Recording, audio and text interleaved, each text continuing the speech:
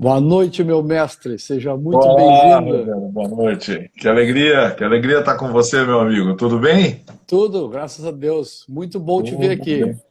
Alegria sempre, alegria é toda minha, a gente poder conversar com as pessoas, poder trazer as pessoas para um debate sempre importante, que é falar do eu interior, né? Eu acho importante que a gente tenha esse papo aqui. E aos domingos a gente vai ter esse privilégio, tenho certeza, de conversar com muita gente. Então, desde já, peço que as pessoas entrem, participem. O pessoal que está na minha live aí, que está compartilhando, que comecem também já a participar, que entrem aqui, façam suas perguntas, porque doutor Rogério Moisés e eu vamos responder na medida do possível, não é isso, Rogério?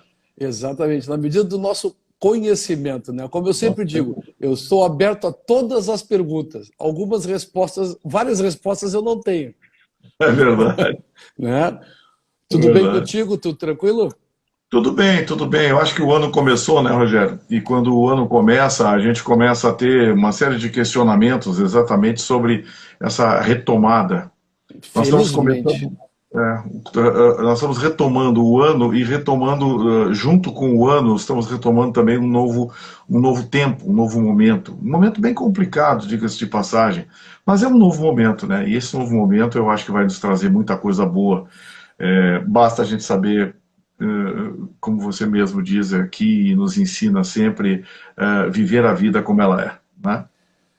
Eu sempre digo assim, ó, a vida é maior do que nós, né?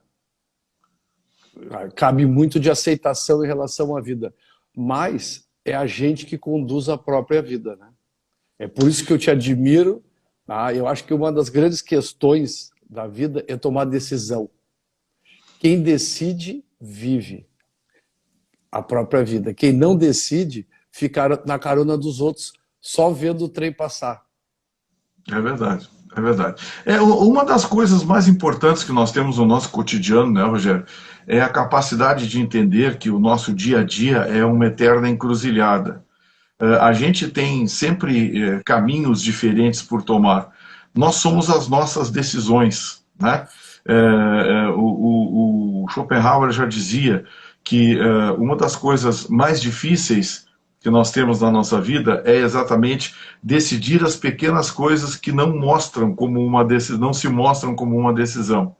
E esse cotidiano é bem difícil para a gente. Veja você, desde o momento em que nós levantamos da cama, você decide se você vai tomar um café, se você vai tomar um copo de leite, vai tomar um chocolate.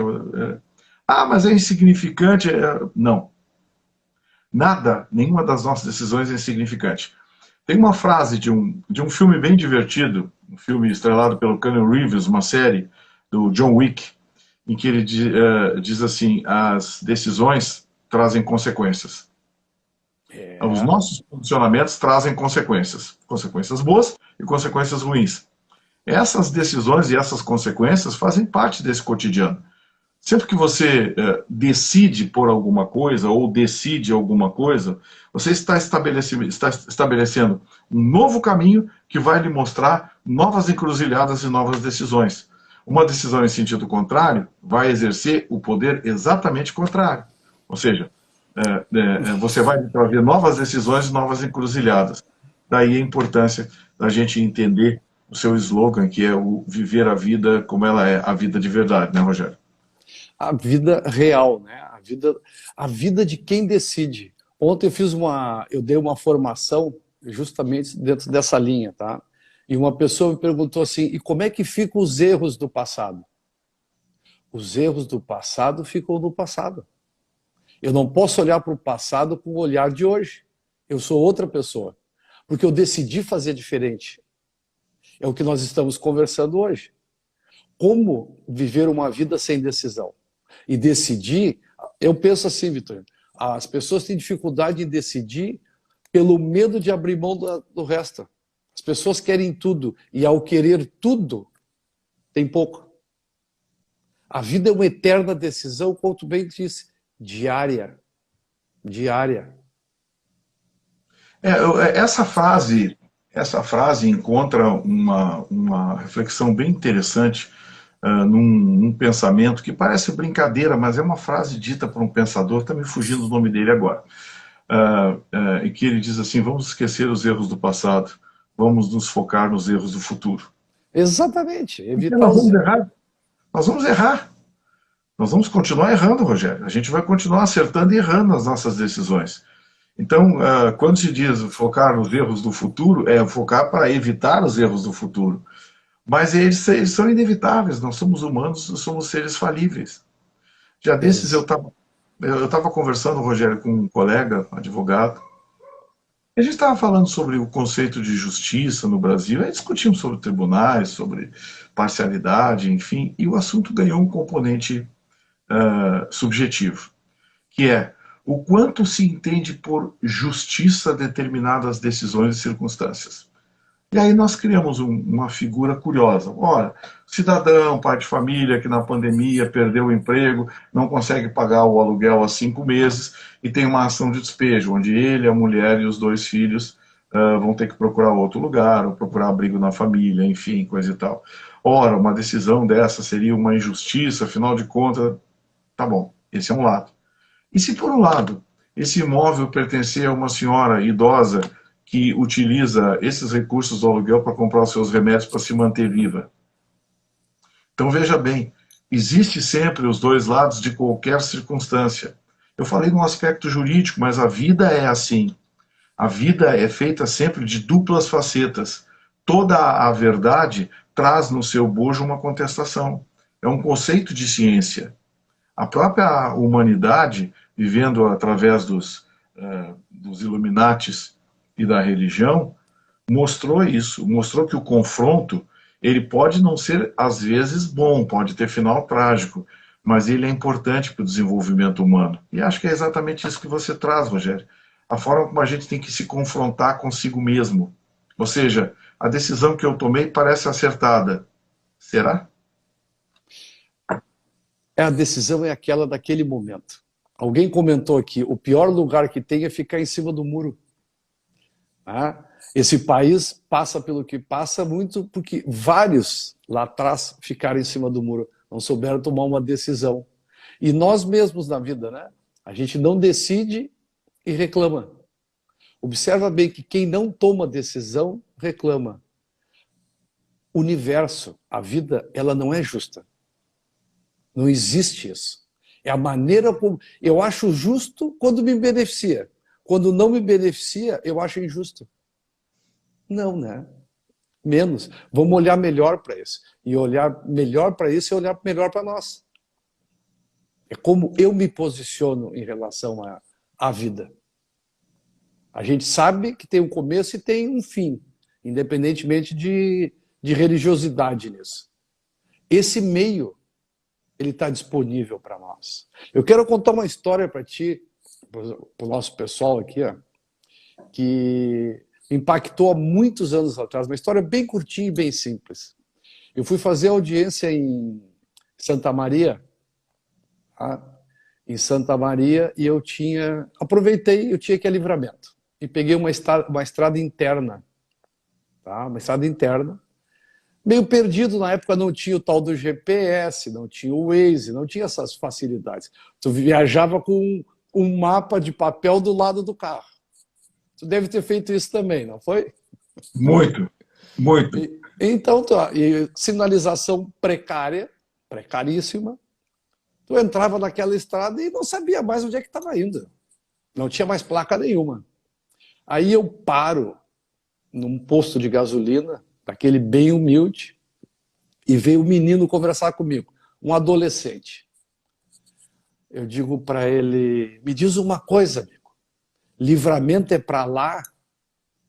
Ele parou, me olhou assim com toda aquela humildade, diz assim, eu não sei, eu nunca saí daqui.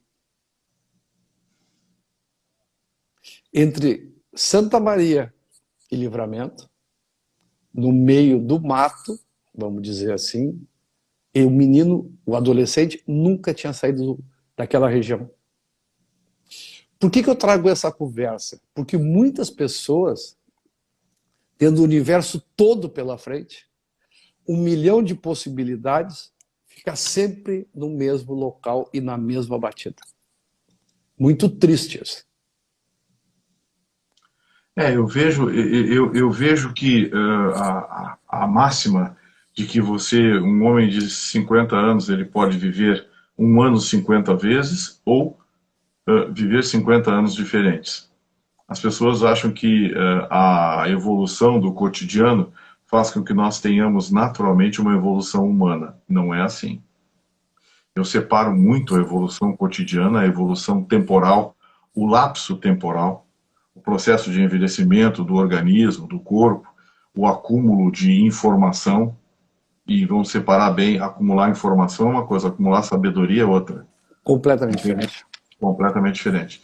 Então, assim, eu entendo que esse lapso temporal que nós temos em constante evolução na nossa vida, nós avançamos na idade, e esse avanço da idade não representa necessariamente um processo de avanço como ser humano, avanço como ser social.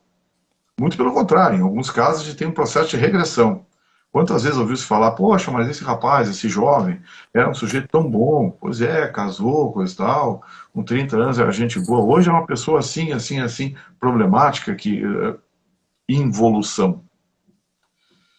Contrário senso, a gente já viu pessoas que, mas esse rapaz, esse menino, era um adolescente, era um jovem, era um homem problemático, você vê hoje na maturidade, olha que pessoa bacana. Então, vamos separar muito bem, vamos separar a maturidade, o avanço da idade, do processo de evolução e desenvolvimento humano. Repito, o tempo nos acumula informação, não necessariamente um processo de maturidade, de sabedoria. Esse é preciso com que a gente tenha não sorte, mas a percepção e acima de tudo, um conceito interno de saber escolher em cada uma daquelas encruzilhadas o caminho certo. Isso, uma sempre nos leva adiante, a outra nem sempre, muitas vezes até nos regride. Essas escolhas é que transmitem a convicção de que aquela frase é absolutamente verdadeira. Nós somos as nossas escolhas. Com certeza. E falando em escolha, deixa eu aproveitar, eu vou bancar o repórter agora. Por que o jornalismo? Se nós temos outras formações. Comenta para nós por que esta decisão. Bom, o jornalismo, ele nasceu em mim muito cedo. Eu desde cedo, gostava de lidar com informação. Eu tinha um pequeno gravador em que eu ia para a beira de um campo de futebol amador e ficava narrando o jogo. E à noite eu ia para a sede do clube e tocava fita. E juntava 10, 12, 15 pessoas em volta. Isso eu devia ter uns 13 anos, 14 anos. E o pessoal achava estranho, porque dizia, pô, um garoto de 13 anos narrando futebol, já com essa habilidade, coisa e tal. Era um hábito, eu gostava. Eu sempre fui um aficionado por rádio. Eu era aficionado por narrações, Pedro Carneiro Pereira, Mendes Ribeiro, essa gente, grandes narradores do futebol brasileiro. Essa paixão, essa afinidade foi crescendo e se impregnando em mim também como profissão.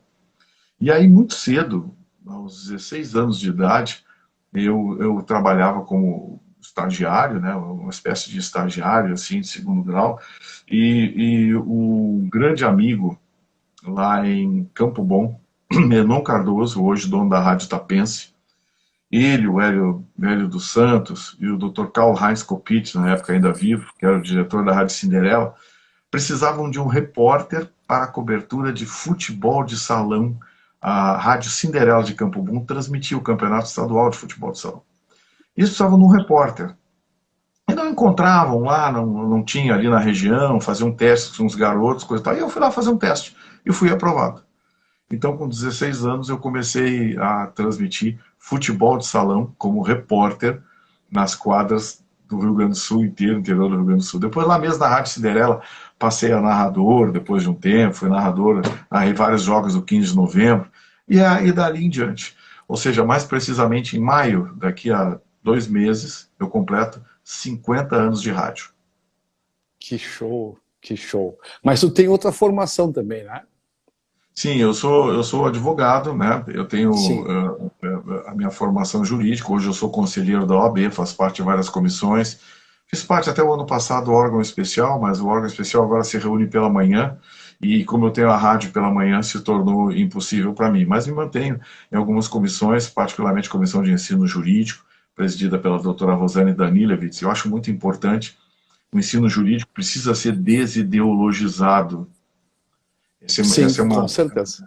importante que nós precisamos do ensino jurídico do nosso país.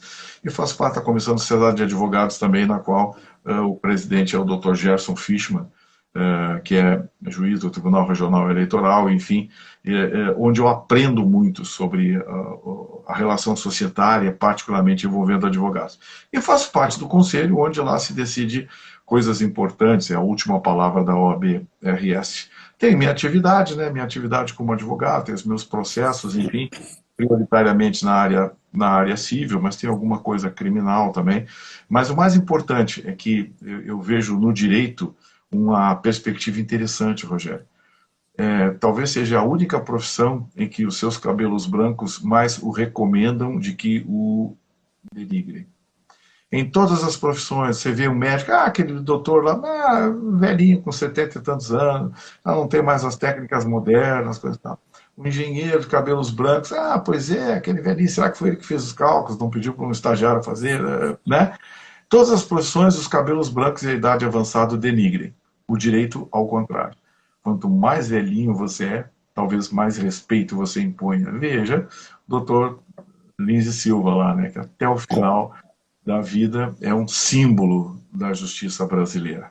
Então, essa é a minha formação. Mas tem outras também. Eu sou músico, estudei música aqui em Porto Alegre, Instituto Palestrina, depois lá no Rio de Janeiro, estudei na Escola Nacional de Música, fiz a conclusão lá do curso superior. Enfim, eu, como não casei, não tive filhos, eu tinha que arrumar ocupação com alguma coisa. E a minha diversão sempre foi estudar. Eu sou um aficionado por livros e por estudar. Olha só, te admiro. Nós somos amigos, para quem não sabe disso, eu e o Vitorino somos amigos, tá? Então, assim, é a pessoa especial para estar aqui conosco, é a pessoa ideal para estar aqui conosco. O que ele conta para nós, assim, rapidamente, e eu vejo que ele tem um monte de fã aqui, não são seguidores, são fãs, tá? Mostra muito bem, assim, as possibilidades que a vida oferece para todos nós. É o que eu estava falando antes, né? Então, assim, aproveitar as oportunidades e tornar a vida plena. A nossa vida, ela é plena, basta que a gente arrisque, decida, tenha coragem. Aliás, assim, o homem é polivalente, diz alguém aqui, Silvio, 1, 2, 3, 4, 5. Ele, uma hora dessa, ele vai dar uma canjinha para nós, como músico. Por que não? Por que não? Aqui já disseram que tudo que tu te propõe a fazer, tu faz bem feito. Eu tenho convicção também disso. Tomara, tomara. Olha, eu tenho um conceito bem curioso, viu, Rogério? Que eu estou amplificando agora, porque antes da virada do século, o professor Olavo de Carvalho fez a tradução de um livro do Schopenhauer, muito interessante. Ele fez a tradução para o português, mas ele fez uma adaptação dele, do Olavo de Carvalho, né? Claro. Algumas coisas ele usou licenciosidade poética. Bom, agora saiu uma versão moderna com a tradução do Olavo de Carvalho, a tradução ipsis-liter, né? Sem licenciosidade. Porque o Olavo de Carvalho era muito cabeça esse negócio. Ele diz, olha, eu tenho a minha versão aqui, onde eu transmito o que ele diz e meio que interpreto os fatos. E tem a versão ipsis-liter. E eu estava me deliciando aqui, olha, deixa eu ver se eu pego aqui, não vou me atrapalhar aqui na câmera, para mostrar para você. O próprio nome do livro é bem interessante. Dá para ver daí? Como vencer... Dá, sim. Como vencer um debate. Isto. Como vencer um debate sem precisar ter razão. Isto. Aqui, ó, o livro, o autor é o Schopenhauer e a versão é de Olavo de Carvalho. Estou lendo esse livro porque é muito interessante esse livro, porque em alguns momentos ele aparece virado aqui. Agora que eu notei, recebi a imagem de retorno aqui, vi que ele aparece invertido. O que tem esse livro de bom? Ele nos mostra que grande parte do que você aborda, do que você nos ensina, Rogério, encontra recepção em grandes pensadores que entendem que necessariamente a razão não está ao lado digamos assim, da linearidade dos fatos. Aí alguém vai dizer, não, mas quem tem a verdade tem razão. Sim, o problema é o que é verdade. Aí, Exatamente. aí começa a discussão. Você conhece aquela frase, já que nós falamos aqui de grandes pensadores, você conhece a famosa frase que dizia, numa guerra, a primeira vítima é sempre a verdade. Sempre. Em quem nós acreditamos hoje? Na agência russa de notícias ou na CNN? Cada uma diz uma coisa. Então, assim, quando nós tratamos de matérias como essa, matérias que tratam do sentimento humano, do comportamento humano, da conduta humana e da mente humana, a gente sempre deve se perguntar, puxa vida, mas afinal, qual é a verdade? Qual é a razão disso tudo? Será que os fatos tão explícitos nos mostram a verdadeira face do que eu quero ver ou do que eu gostaria de ver?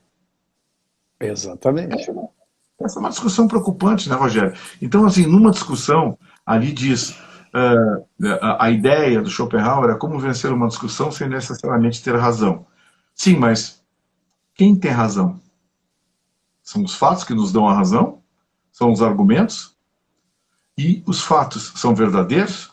Então são tantas as variáveis que a reflexão do Schopenhauer nesse livro é exatamente essa, não existe a razão ou a contra-razão. Existe a sustentação e o argumento. E aí a gente fica se perguntando, puxa vida, esse tipo de posicionamento nos leva a pensar o quê? Nos leva a pensar o que você nos ensina sempre aqui, né, Rogério? Tem que olhar a vida como ela é, não como gostaria que fosse. Sabe que eu não ensino nada para ninguém. Eu bato papo, diz aqui alguém maravilhosamente, eu adorei isso. Papo de maluco sempre é bom. Eu acho legal papo de maluco. Sem pretensão em nada. Estamos aqui para bater papo mesmo, né? Estava pensando assim, eu estava lembrando, o meu pai dizia assim anos atrás para nós, né, para os filhos, não confia em tudo que te dizem. Hoje eu digo assim, ó, não confie em tudo que você está vendo, porque eu estou enxergando as coisas, estou sendo bombardeado de informação, vendo, e eu tenho dúvida se aquilo que eu estou vendo é real. Então isso é um filtro que nós temos que ter muito grande, né? O que é verdade? O que é verdadeiro, como disse o Vitorino? Quem é que sabe realmente o que é verdade? A verdade hoje, a única verdade, é a interna. Se é que a gente faz essa viagem para dentro de si. É muito difícil hoje analisar. Por isso que é uma coisa que eu sempre digo assim, ó, e ontem eu abordei isso lá da formação. Com quem você está andando? Essas pessoas são construtivas para a sua caminhada? Ou você está andando só no embalo dos outros? Então são essas escolhas que a vida nos proporciona. Não é isso, meu? Tem um componente curioso, né, Rogério? Tem uma música acho que é do Capital Inicial, que na verdade só reproduz a frase de um pensador que diz assim, a gente sabe de alguém ou conhece alguém pelo que você faz quando ninguém está vendo. Está sozinho, exatamente. E não existe lugar mais isolado do que o nosso pensamento, a nossa cabeça. Não existe lugar mais solitário do que a gente conversando consigo mesmo. Então eu vejo que nessa hora o processo de reflexão e até mesmo o processo de aceitação. Teve um rapaz aqui que brincou, papo de maluco. Eu digo, não, para aí, meu amigo, deixa eu dizer uma coisa pra você. Não é papo de maluco. É papo de reflexão. É de você conversar consigo mesmo. Essa história de que, pois é, mas eu. Não, não, não, não, não. A melhor pessoa para você conversar nesse mundo é consigo mesmo. Porque essa pessoa, ela é crítica. É o que você faz quando ninguém está vendo.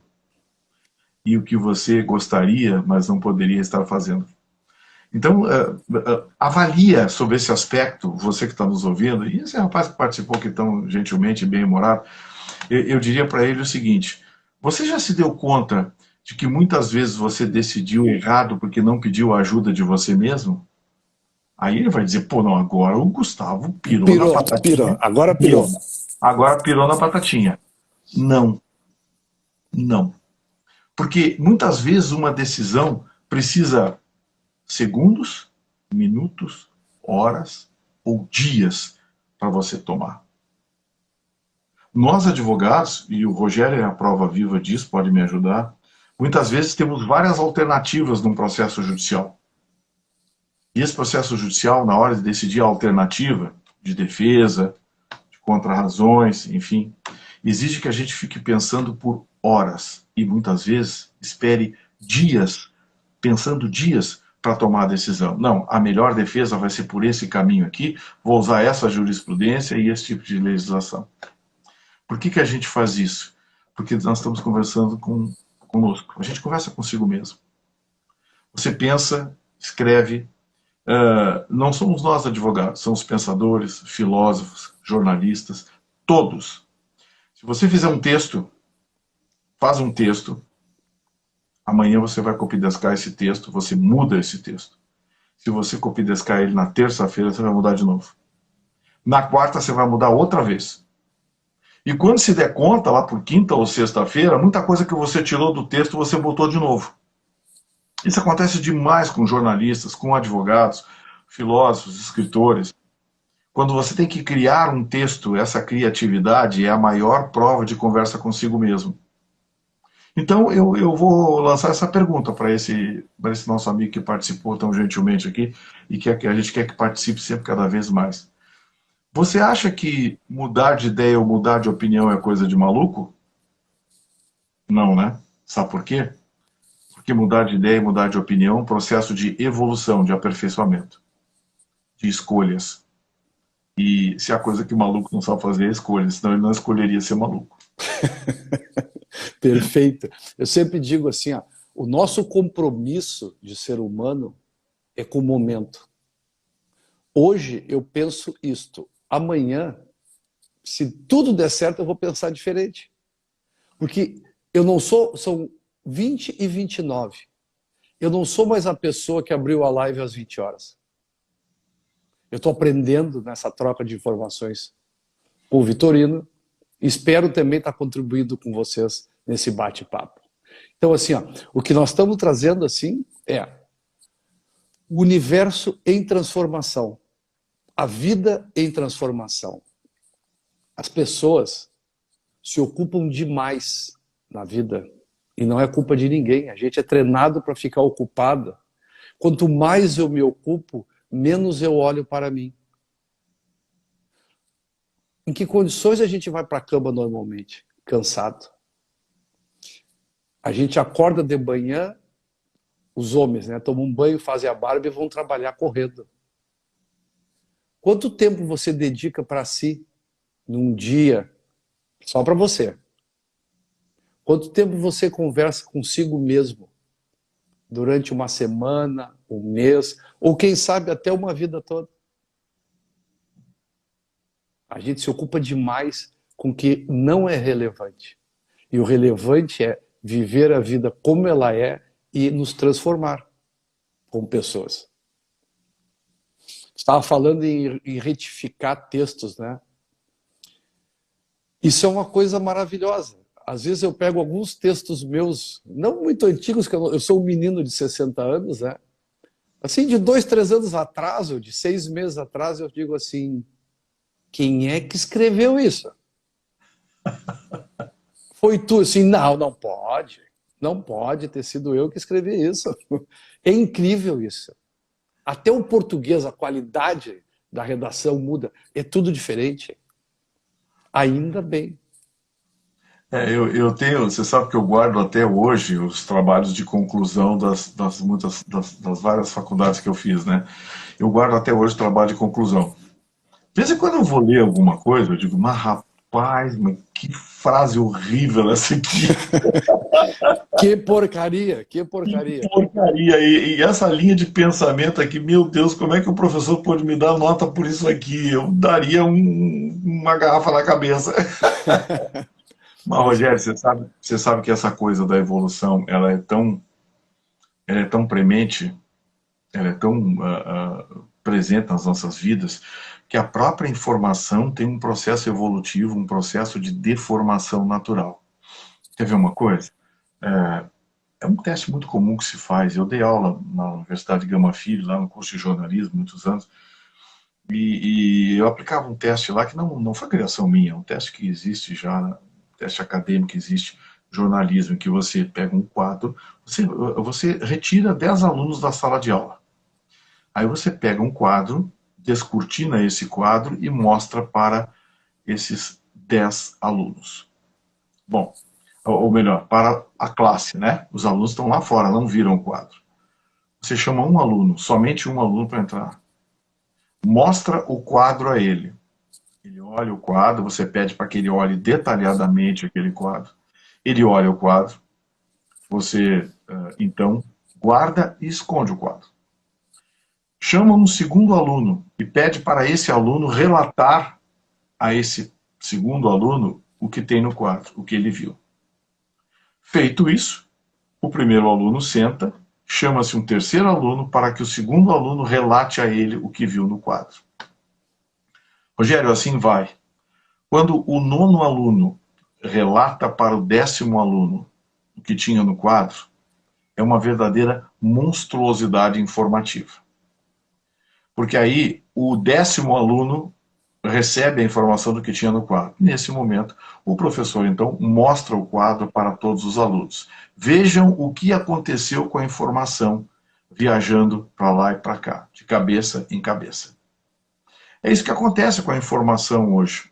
É isso que acontece com o processo evolutivo do ser humano. A gente vai tendo perdas e ganhos de acordo com o processo de mutação social que nós enfrentamos. O Fernando Savater, que é um pensador espanhol que eu gosto muito, ele é sociólogo, articulista, um cara muito inteligente. O Fernando Savater disse que a opinião pública é a massa de bolo mais volátil que existe. E aí ele cria uma figura nos mostrando que o processo de informação que se leva a uma opinião pública, ela pode ser distorcida de tal forma que o condicionamento é absolutamente inevitável. O Hitler, um dos maiores criminosos da história da humanidade, tudo que fez, fez dentro da lei e com o apoio da opinião pública alemã.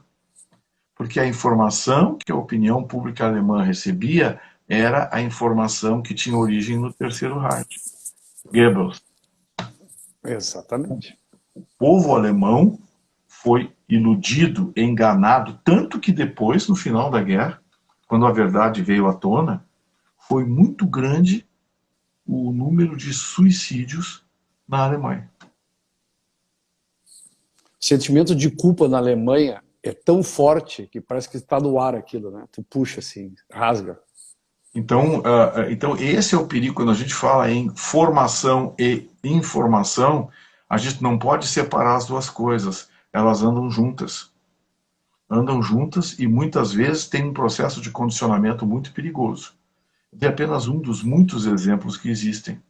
Se você for, por exemplo, na Coreia do Norte, você conversar com... Eu nunca fui à Coreia do Norte, vou deixar bem claro. Mas se você for à Coreia do Norte, os relatos que se tem é que você conversa com a população, eles acham o tampinha aquele lá, o Minion aquele lá, um deus, um semideus, tocado Exatamente. por Deus. A informação que chega a eles é completamente condicionante. E esse é um problema que nos leva a crer que o Fernando Savater tem razão. A opinião pública é uma massa de bolo volátil. Uma das coisas assim que eu vejo, né? Nós mais ou menos somos contemporâneos, né? Antigamente, para adquirir cultura, era uma coisa muito difícil.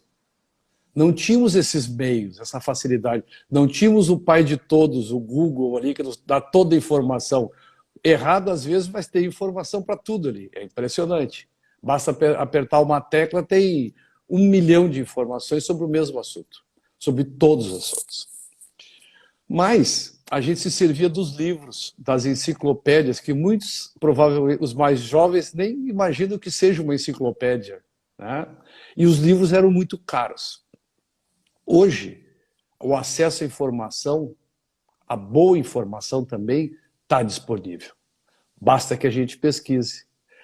Um dos livros que mais me chamou a atenção nessa história que tu fala sobre a verdade da informação é 1984, do Orwell. Recomendo isso. Recomendo que deem uma lida para entender o que o Vitorino está falando. O que hoje é verdade, amanhã não é. E amanhã tu descobre que tu foi enganado. E O George Orwell atirava na cara da gente, né, Rogério? Ele atirava na cara da gente o quanto nós podemos ser enganados.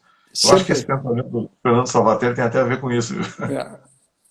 É, eu acho que sim, eu acho que sim. Então, assim, a gente tem que ter muito cuidado hoje com a informação que a gente introjeta. Ontem, lá na formação, perguntaram assim, o que tu acha da rede social?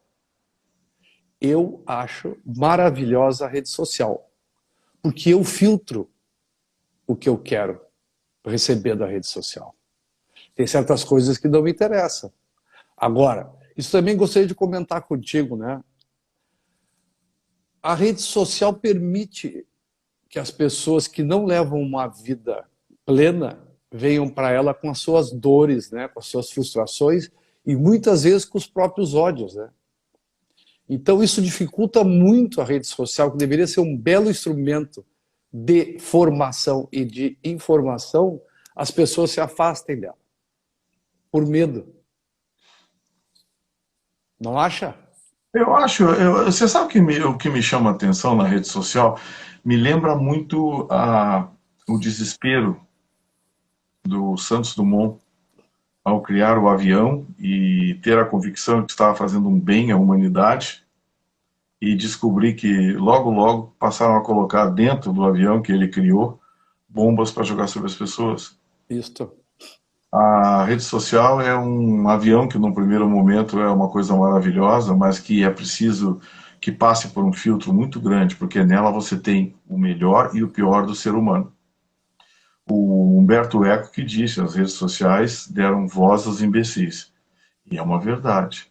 A gente precisa tomar muito cuidado hoje, porque existe, Rogério, uma pseudo-intelectualidade que vende um conceito de condicionamento subjetivo muito preocupante. O aspecto ideológico cada vez mais vem crescendo. Você recebe informações que trazem no seu bojo exclusivamente um conceito de ideologia sectária. A origem do pensamento, ela não é na divisão, ela é na aglutinação. Mas ao longo do tempo o homem deformou isso. Hoje, grande parte do pensamento, principalmente de cunho ideológico, tem o potencial de dividir, o potencial de antagonizar. E isso não é bom. Não é bom porque a gente viu o quanto a humanidade pagou pela guerra entre os Illuminatis e a religião. Tivessem eles dado-se as mãos, a gente teria avançado muito mais rápido. A guerra entre eles foi prejudicial a todos. Perdeu a ciência e perdeu a religião. Porque eu acho que as coisas, por mais que a gente imagine que se confundam, elas não se confundem, elas se fundem. Aquela experiência lá na Holanda, aquela experiência espetacular, mostrando que o ser humano tem sim uma alma e ela pesa. Sim. Aquilo foi assustador. Aquilo foi assustador. A própria ciência se assustou. E nesse momento a religião disse para a ciência, lembra que eu falei? Para quem não conhece essa experiência, um cidadão morto, moribundo, já no fim da vida, recebeu, através da sua família, cientistas receberam autorização para acompanhar as últimas horas de vida dele. Colocaram uma balança de altíssima precisão sobre a sua cama, uma cama especial, para que pudessem medir o peso desse cidadão durante ainda em vida, ou seja, ainda com carga elétrica do cérebro, e os órgãos funcionando, e quando da sua morte. E a constatação foi assustadora, porque por mais que se imagine que a parada de circulação de líquidos no nosso corpo, ou a expansão do ar contido nos pulmões possa pesar alguma coisa, nada justifica que quando esse cidadão foi dado clinicamente como morto, no exato momento, ele perdeu exatas 817 gramas. Ou seja, quando o cidadão morreu, ele foi considerado clinicamente morto, aquela luzinha parou e apitou, dando como morto, desapareceram 817 gramas do corpo dele. E nessa hora se disse, sim, a alma tem peso. Nós temos uma corrente elétrica, uma alma em nosso corpo, chamem do que quiser, que pesa. E quando morremos ela se vai. Essa parte do corpo que a gente tem que aprender a administrar, viu? Essa parte.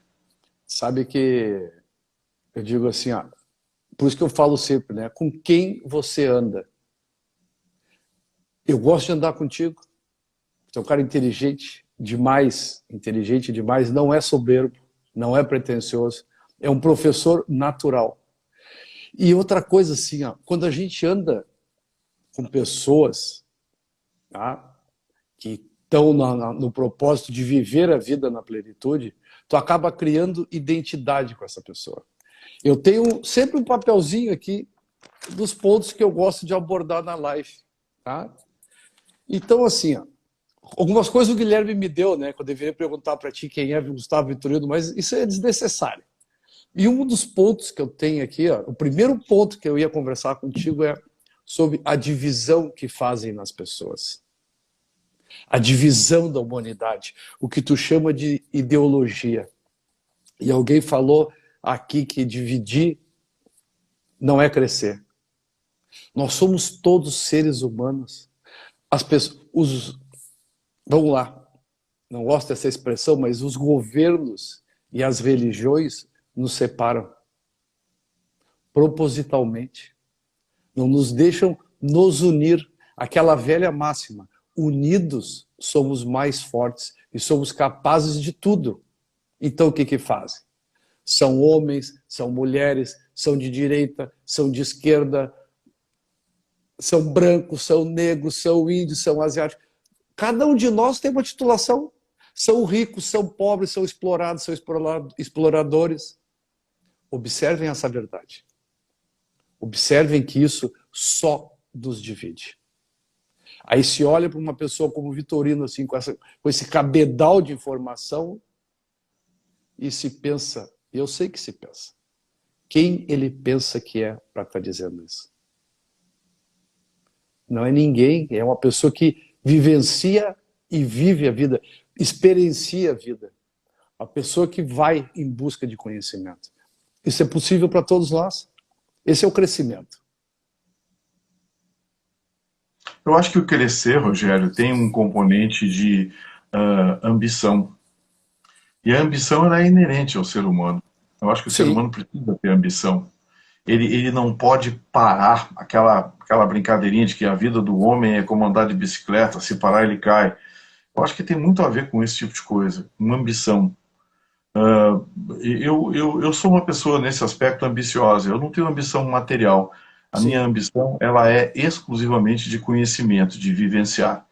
Nós já tivemos a oportunidade de conversar, particularmente, né?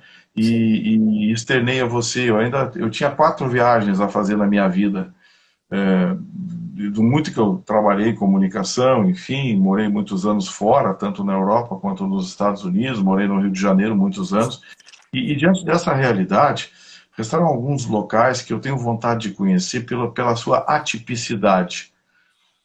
E eu tenho muita vontade de conhecer. O primeiro deles é aqueles países do sul do Mar da China, aqueles países da chamada Indochina, né? Sim. Que é ali Sri Lanka, Butão, Vietnã. Aqueles países são de uma beleza natural espetacular, mas eles têm um componente que eu não sei por que a humanidade ignora por serem países pobres, é a cultura. cultura daqueles países é espetacular. A cultura vietnamita, ela é linda, linda. Aquela região ali, ela é uma região de belezas naturais, mas belezas humanas também espetaculares. E por algum motivo o mundo ignora. Eu não sei se interesses econômicos, o que falta, mas é uma curiosidade que eu tenho e é uma viagem que eu ainda quero fazer. Tomara que o Papai do Céu me proporcione isso. Com certeza. Agora, tu falou em que a gente não dá muita bola para esses locais e por interesse econômico. Eu acredito que sim. Eu acredito que sim.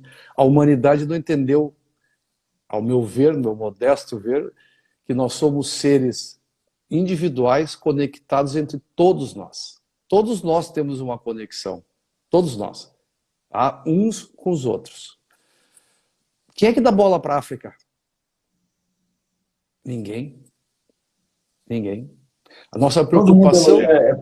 Todo mundo elogia, mas ninguém vai lá, né? Não, a gente se preocupa com tudo que acontece nos Estados Unidos e na Europa. Morrem 100 pessoas na Europa no atentado, o mundo entra em comoção.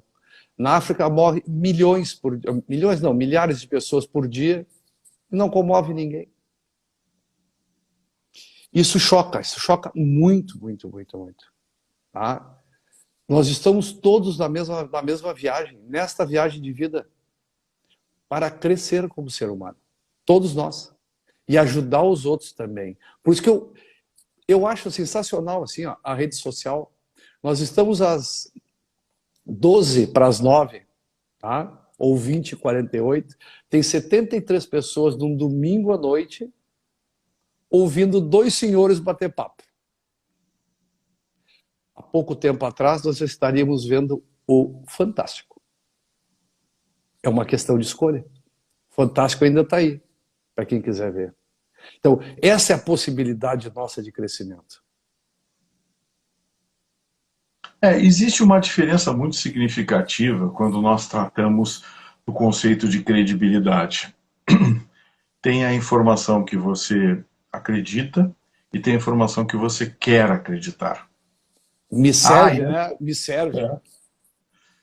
Então tem aquela coisa, por exemplo, olhem que mecanismo maniqueísta que tem a Rede Globo de televisão, né? Estão agora querendo censurar o Telegram, porque o Telegram diz que não vai censurar nada durante a eleição. Agora querem censurar o Telegram. Pois é, a Globo diz que vai fazer uma matéria mostrando a verdadeira face do Telegram. Olhe a canalice deles. Sabe por quê? Porque o Telegram, as mensagens do Telegram foram usadas para soltar o Lula, por exemplo. Ah, mas aí valia. Agora não, agora é uma rede social suspeita, uma rede social perigosa. Quer dizer, olhem como é doentia a ambiguidade que nasce do processo de condicionamento da opinião pública. E a Globo é certamente o maior símbolo do processo de condicionamento da opinião pública no Brasil. Ela nos fez acreditar por décadas que nós vivíamos no paraíso, que o Fernando Henrique e o Lula eram adversários políticos, né, que eram os dois lados da moeda, e nunca sequer cogitaram de aceitar, por exemplo, que fatos de cunho ideológico, como, por exemplo, o regime militar, foram importantes para o país. Foram importantes. Ah, mas o regime militar, e que eles chamam de ditadura militar, foi sanguinário. Como assim? A Comissão da Verdade, formada por próceres da esquerda, apurou 287 entre mortos e desaparecidos. Isso é o que morre de gente no feriadão de carnaval no Rio e São Paulo. Então vamos parar de bobagem. O processo de condicionamento tem uma hora que ele trava nos números, na verdade dos fatos.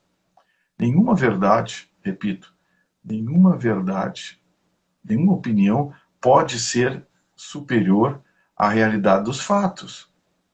Você pode opinar sobre um fato, mostrar a sua visão daquele fato, contra, a favor, mas você não pode alterar o fato. E o que o processo de condicionamento faz, processo de condicionamento de opinião pública faz, é mudar o fato, alterar o fato. E aí é que vem o que eu chamo de informação criminosa, a verdadeira fake news. A verdadeira fake news não assusta. Parece que hoje no Brasil é diferente, Rogério. O que assusta não são as notícias falsas, são as verdadeiras. Olha, da televisão brasileira, pouco se tem de conhecimento assim, de verdade. Que é uma alteração dos fatos a vida inteira. E os fatos são incorruptíveis. Os interesses que o corrompem. É diferente. Eu olho para essa situação e digo assim, não, eu monto uma tese a partir daquilo que eu quero chegar. Esse é o problema. Então, assim, ó, a televisão, ela tende à sua extinção. Esse meio está se esgotando. Ele não atende necessidade de mais ninguém. Outra coisa, né, Vitorino, assim, ó, o meu polo não é política, tu sabe disso, né? Nessas lives nossas aqui. Mas assim, ó, o que eu noto, sempre, alguém bate na Globo. Sempre. Os mais antigos devem ter ouvido falar sobre o Leonel Brizola. Leonel Brizola dizia uma coisa assim, ó, aonde a Globo estiver, eu estou do outro lado. Eu sou contra. Eu sou contra. E eu sou contra, Rogério, sou contra a Globo, não por política apenas, por convicção. É pela desconstrução de uma sociedade. Essa desconstrução vem sendo feita há muito tempo. Essa desconstrução vem nos dividindo e nos separando como seres de um mesmo país. Como nós vamos crescer se todos nós não respeitamos a opinião do adversário, que não é adversário, ele tem uma opinião diferente da minha. Mas eu quero ter razão, né? Eu quero ter razão sempre. E eu quero que o outro faça e pense aquilo que eu quero. Não. É nas diferenças que a gente cresce. Esse processo de condicionamento, ele é, digamos assim, inerente ao ser humano também pelo componente da necessidade de buscar e atingir objetivos. Vamos criar uma figura hipotética aqui, uma brincadeira, para que as pessoas entendam onde estamos querendo chegar. Você tem uma competição, uma corrida de 100 metros rasos, com dois participantes, um russo e um americano. O russo chega na frente, o americano chega depois. Na manchete do jornal russo virá: brilhante vitória de atleta russo em apertada competição. Americano chega em último. Manchete do jornal americano: em competição acirrada e de forma brava e heróica, americano chega em segundo numa competição vencida por um russo. Os dois disseram a mesma coisa. Os dois disseram a verdade, mas cada um do seu jeito. Então, assim, a verdade, ela é uma só. A forma de levá-la até vocês é que muda muito o processo de condicionamento, como você vai receber a notícia e o que você vai fazer com ela. Então, nós temos no Brasil hoje uma guerra de informação e contra-informação. Criaram as tais agências de fake news. Agências de fake news, para checar fake news. Esse é o maior engodo que tem, são essas agências. É um engodo, porque elas são agências dos próprios veículos de comunicação. Claro. E esses dias eles conseguiram um negócio fantástico comigo, porque eu sou campeão mundial de ser censurado. Aí, esses dias, eu dei uma informação sobre um estudo feito lá em Itajaí, envolvendo medicamento, enfim. E dei a notícia, li a notícia, coisa e tal, e o vídeo viralizou. E veio uma agência dessa dizer que o vídeo não era verdade, era uma fake news, coisa e tal, Bom, a agência era a Lupa, a agência da Folha de São Paulo. E a notícia foi dada na Folha de São Paulo. Eu li a notícia da Folha de São Paulo e a Lupa desmentiu a notícia da própria Folha de São Paulo. Então é um negócio assim, sabe? Eles perderam o racional, perderam o cálculo de distância hoje entre a mentira e a manipulação, está cada vez mais prejudicado, porque elas são cada vez mais próximas. Então, quando você disse agora há pouco, a gente não sabe mais do que acreditar no que vê e ouvir. Acredite naquilo que você vê e ouve com fatos e fundamentos. Não acredite naquilo que você quer acreditar, porque nem sempre essa pode ser a verdade. Com certeza. Não, e outra coisa, né? Que é muito claro, já que nós fomos para esse lado, ninguém está preocupado com você. Estão preocupados com o financeiro deles. É só isso. Eles querem vender mais para nós. É por isso. E quando nós olhar tudo isso, colocar o filtro financeiro, a verdade aparece. Esse é o, é, o componente material sempre foi inerente ao ser humano, mas o processo de acirramento social, a competitividade no tecido social hoje, tornou isso quase que uma obrigação quando na busca de objetivos. Hoje as pessoas esquecem de fazer o bem. Elas estão preocupadas o que aquilo que elas fazem pode lhes retornar, mesmo fazendo o bem. Com certeza. Meu amigo, são 20h57.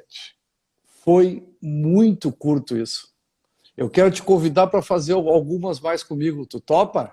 Será uma honra e um prazer, porque, olha, foi uma hora que passou assim praticamente voando. Foi uma alegria conversar com você, Rogério. Eu aprendo muito com você e aprendo muito também com as pessoas que estão nos curtindo nesse momento. E eu quero fazer um convite a todos vocês que estão conosco. Se Deus quiser, a gente vai fazer mais, viu, Rogério? O convite está aceito.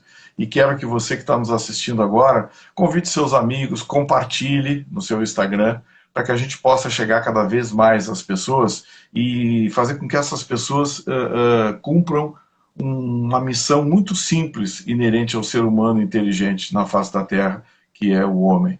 Pensem. É só isso que a gente quer, que as pessoas pensem e reflitam. Rogério, foi uma honra, uma alegria. Muito obrigado pela oportunidade. A gente vai se ver mais vezes por aqui. Desde já o convite está aceito e me sinto lisonjeado, porque conversar com você é sempre uma alegria. Muito obrigado. Eu agradeço a ti, o teu carinho, a tua inteligência. Eu abusei da tua inteligência hoje. Agradeço todos que estiveram aqui e o convite nosso, o meu e do Vitorino, é um só. Vamos viver a nossa vida na plenitude. A vida oferece muitas oportunidades. Vá atrás dela. Beijo no coração de todos, um bom domingo e vamos começar uma vida diferente amanhã. Valeu!